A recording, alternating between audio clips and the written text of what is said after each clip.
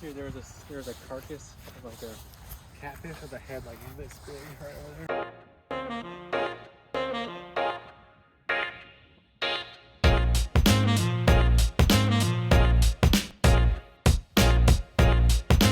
Welcome back, you guys. Here we are for day 14 of Vlogmas in Waco, Texas, back in my home state, playing Brazos Park East, better known as the Beast. It's going to be one of the first disc golf pro tours of the year next year here at the Waco Annual Charity Open.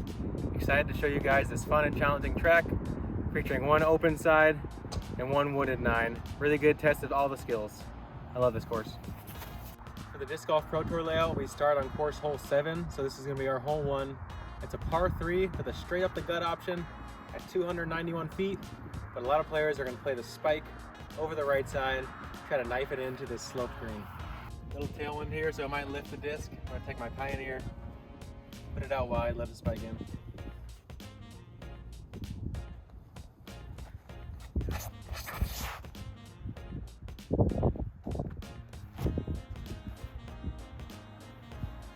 Just deep of it. Should have an obstructed putt. There's some vines in the way back there. See how it looks.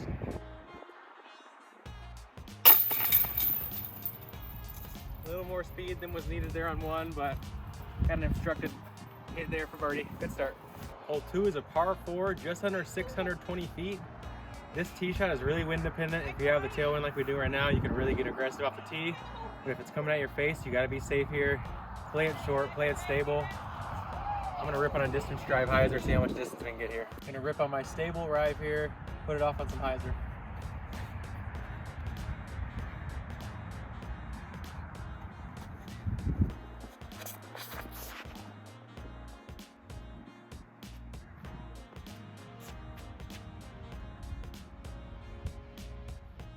That should be a pretty short chip up to the green. That tailwind allowed me to get pretty aggressive off the tee. Short little standstill chip up forehand for birdie.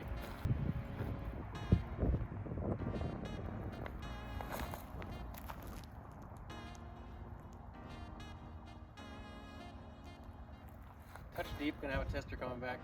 Probably should use my rangefinder.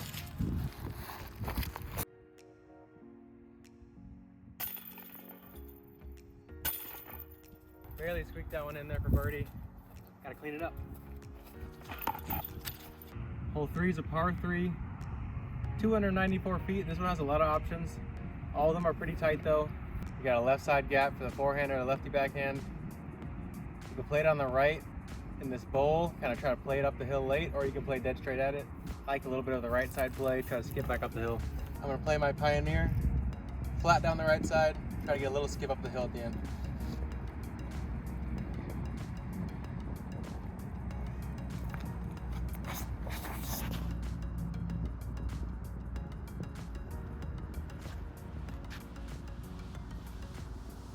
A little deep, it was a good line, a little less pace and it would have been perfect.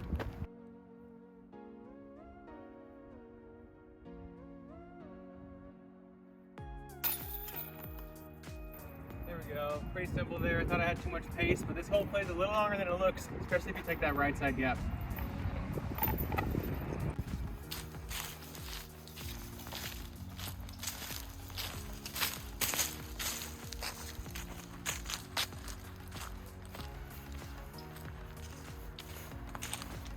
Really love the dichotomy of this course. Now we're here in the woods. This course tests both wooded specific lines as well as shaping shots in the open and being accurate. One of the things a lot of people love about this course to test the top pros.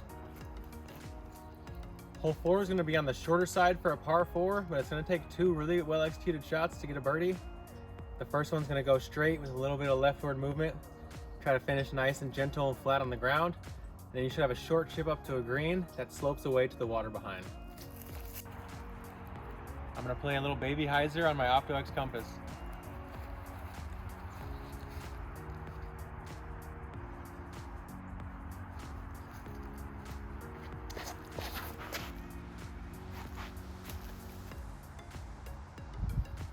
Just how I like it to come out. Sounded clean, should be a good look there.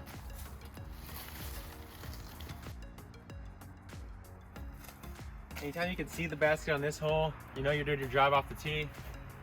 I've got 170 feet into the bucket. I'm gonna try out the little turnover backhand, try to land it nice and soft.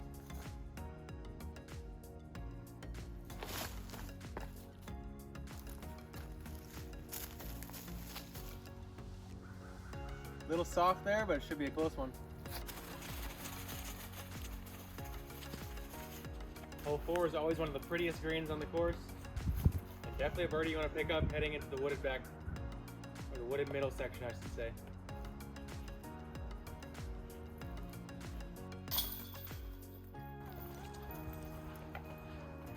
Don't have to do too much here, just throw 2 accurate shots. Should have a close one.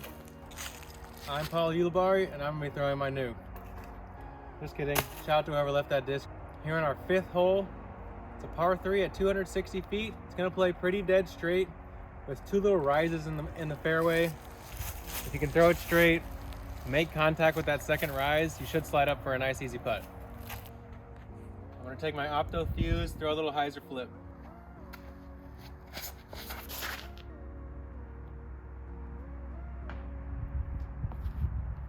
Way too straight there. Still kind of figuring that disc out. Long putt at it.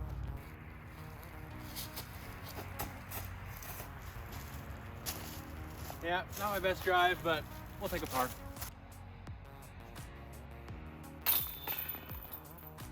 Hurts to miss it, but we'll make the adjustment on the next one.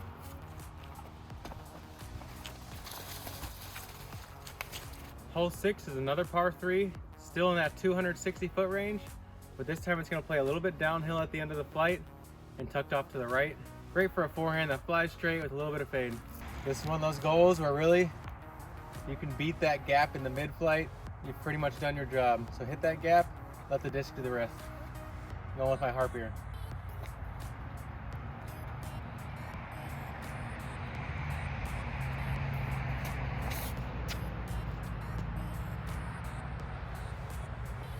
Well, hit the gap, missed my angle, did half the job, got a long putt. Bad drive, but a chance for a highlight putt.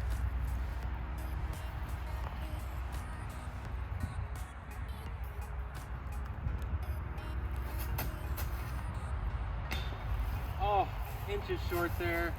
Let's settle for another par. On to the next.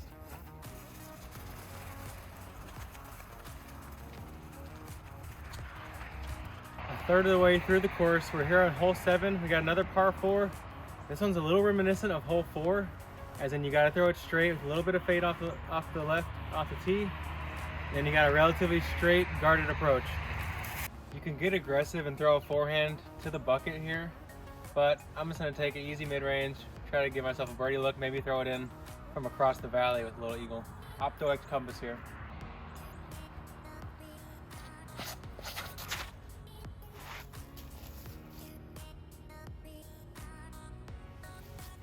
Nice smooth release. Should have a nice straight look at it from about 170.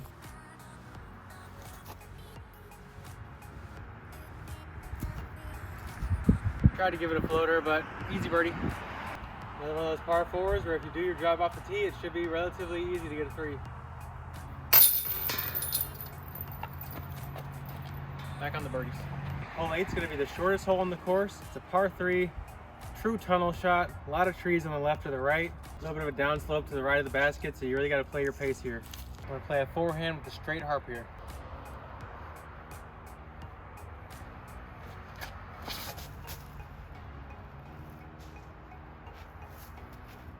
Well, hit the gap. Didn't quite get the height, but got a long putt at it. Just because it's the shortest one on the course doesn't mean it can't get you. Unfortunate bogey, a little bit sloppy on the green there. Hole number 9 is a tough par 4 at 515 feet. This one's as well known for its backups as it is for its demanding tee shot. Low ceiling, tunnel. If you can make it to the bowl on the straight end of the fairway here, you got a good look at a birdie. Taking my Opto Explorer here, trying to let it ever so slightly push up against the little bit of hyzer.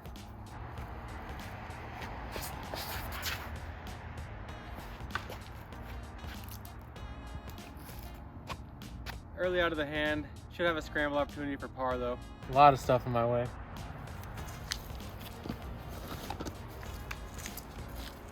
From here, it looks like our best option is a forehand flex all the way to this right side gap.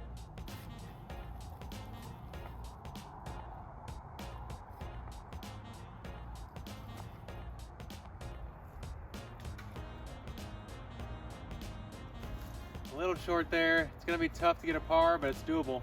Really pinched off here. Thinking forehand cut roller might be my best option, but there's a lot of dead leaves, so hopefully it doesn't slide out.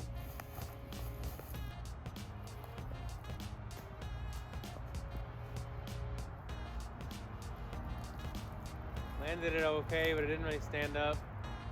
I was trying to do too much there. Gonna have to bend an anhyzer putt for a par here. Let's go, there's a good putt.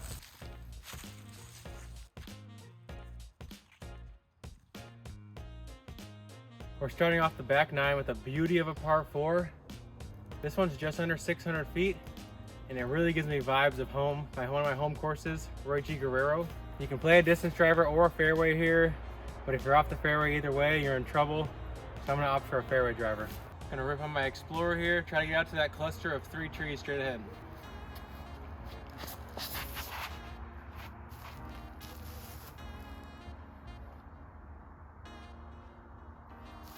A little heavy on the hyzer, but I think those fall leaves kind of muffled the skip a little bit. Should be in the fairway. A little bit more left than I would like here. I'm thinking a flex forehand that fights back to flat is going to give me the most room to approach the basket here. I'm going to take my Lucid X Justice, hit it hard on some anhyzer, let it fight back to flat.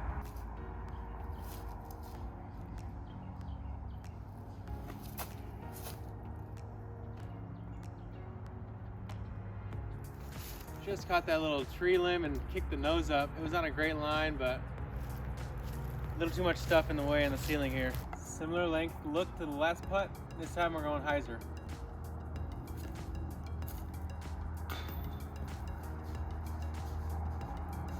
One inch short, and those little bit of slopes on these Waco greens can be costly. That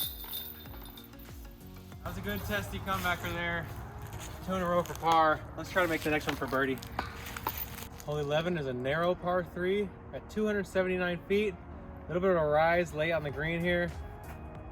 Got 1 tree in the center to beat. If you can beat that, you should have a putt. I'm gonna take my worked in compass, try to give this one a chain run.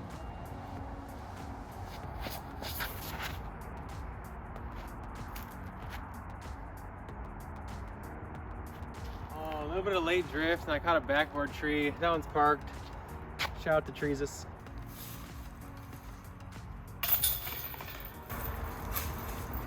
Get it on the mound here, preferably on the low side so you can putt right up at the hill. Definitely a birdie you want to grab en route to a hot score.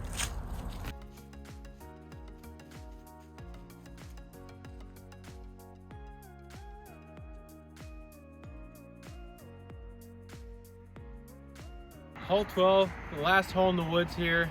Used to be a par 5, but just like hole 9, they switched it to a par 4. Playing nice and tough now. You got to throw it straight off the tee. A little bit of bend to the right in the mid-flight. Land it gentle and flat here. Left or right of the fairway is a no-go.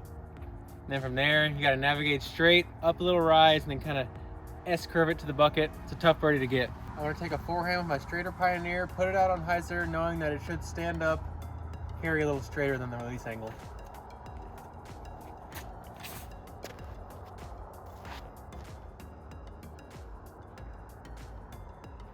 Heard a bit of a trunk hit, so hopefully it kicked back out to the middle. See what we got. Almost flew a clean line, but this tree stopped me from coming back to the fairway. Got a little standstill lean out here. Gonna try to get up the shelf to the right side for a long one. Same Pioneer.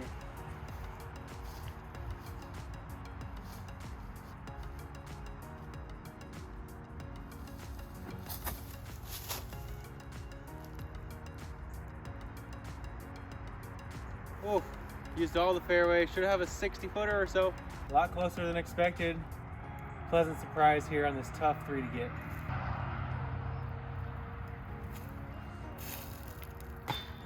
Oh my gosh, an inch off again. So close.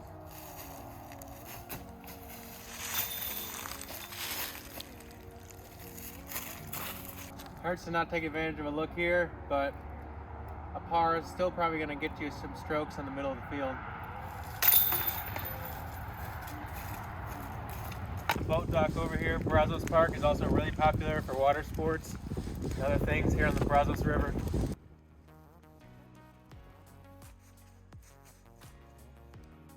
We are back in the wide open. 6 holes to go. We're on course hole 1.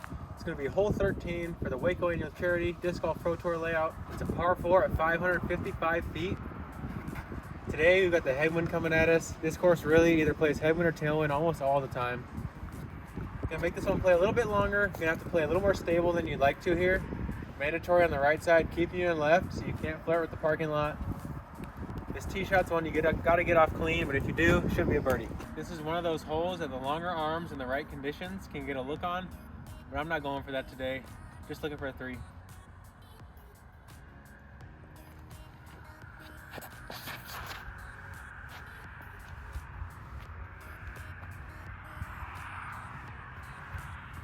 More headwind than expected. That disc is starting to flip up on me kind of quick.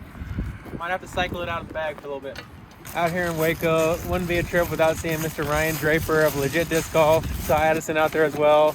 A lot of the Waco guys out here playing, so shout out to Ryan. He does a great job with this event, as well as all the other ones he plays. Super consistent, just a great tournament director. Pretty solid drive. I don't like how close I am to this tree, so I'm gonna use the back side of my lie here. Remember, you have about a piece of printer paper behind your lie to place your foot. So in situations like this where I don't want to hit my arm on something, I'm going to use the back side of that lie, stand about 8 inches off the lie here, taking my harp.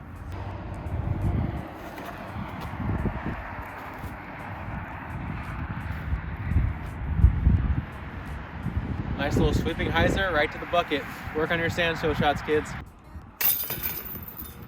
Pretty simple hole for birdie if you can get clean off the tee.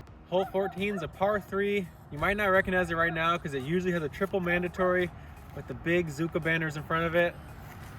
I'm gonna play it like it still has that. Dead straight, 303 feet, a little bit of fade to the right at the end of your flight.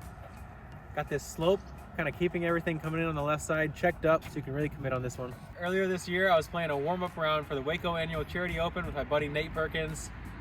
Took a similar Pioneer to this one that's RIP'd in the drink over there off hole 2. Flicked it into the bucket. Let's see if we can recreate it. Little headwind today, had a tailwind there, so extra heap of hyzer.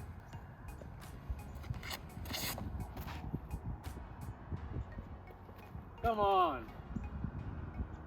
Oh, landed right at the base. I thought it might pop up there. No luck today.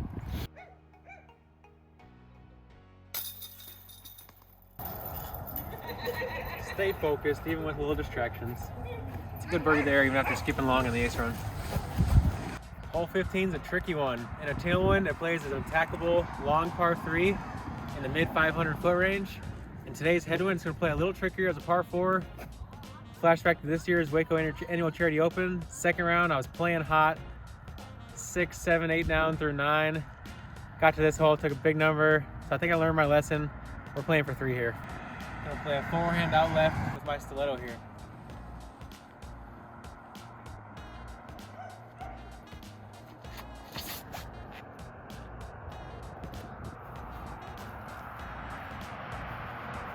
That's all you need here for 3. This is one of those classic bait holes. If you really want to go for it and you feel doubt, you can go for the eagle, but is it really worth it? I don't know.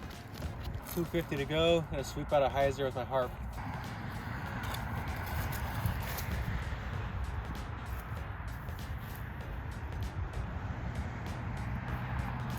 Nice soft landing. Should have a 20-footer. Closer than 20. Amen in it. Here on hole 16, another one of those really long par 3s that's hard to get depending on the wind. I'm gonna rip on a flex distance drive, try to have some fun, see what we can do. I normally play a pretty safe hyzer on the right here, but I'm gonna get aggressive into this headwind, see what we can do.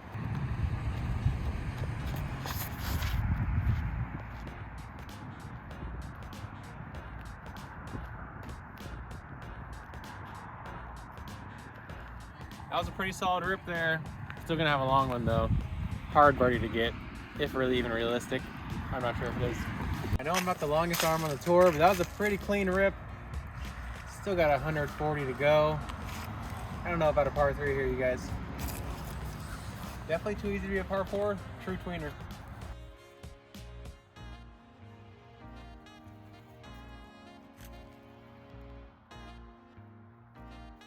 Tried to give it a floaty bid, got a little lazy. Should be a long putt. AKA 25 footer. Like I said, pretty simple birdie here, as long as you stay in bounds off the tee. Stepping up to hole 17, sands a 20-mile-per-hour headwind, feels a bit like you're cheating. Straight off the tee, a little bit of finish to the right. This one's a true dog leg, peninsula green, water on the left side. You gotta throw a good drive and get a lot of distance to have a good look at this pin. I can really get aggressive in this tailwind. Flick my drive nice and hard.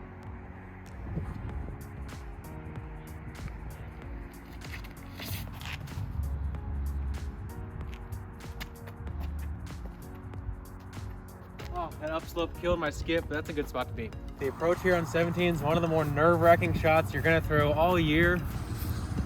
Water all the way on the left side. I got 320 feet to the basket. I'm gonna go forehand pioneer here.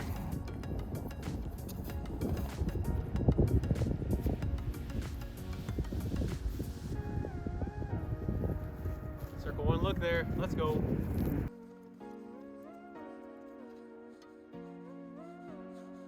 Beautiful setting sky here in Waco, Texas. We've got one hole left after this tap-in birdie. Begin the eagle. We're gonna finish out with the 2 on 18. Let's find out. Here on the finisher, hole 18 at the Beast. Infamous hole for Simon Lizotte. Putting his putter across the water. Incredible shot. 490 feet. We got the pond in the way the entire way. A lot of players chip to the left side here, play it safe, take an easy par. In this wind setup, I gotta go for the 2. Gonna rip on my right here.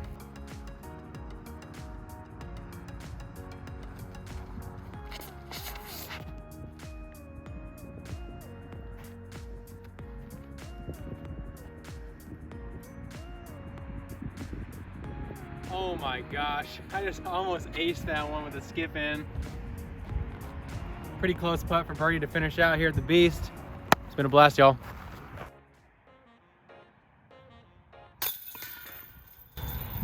It's been a pleasure to bring you guys the first and probably only Disc Golf Pro Tour Elite Series course that we'll be playing this Vlogmas.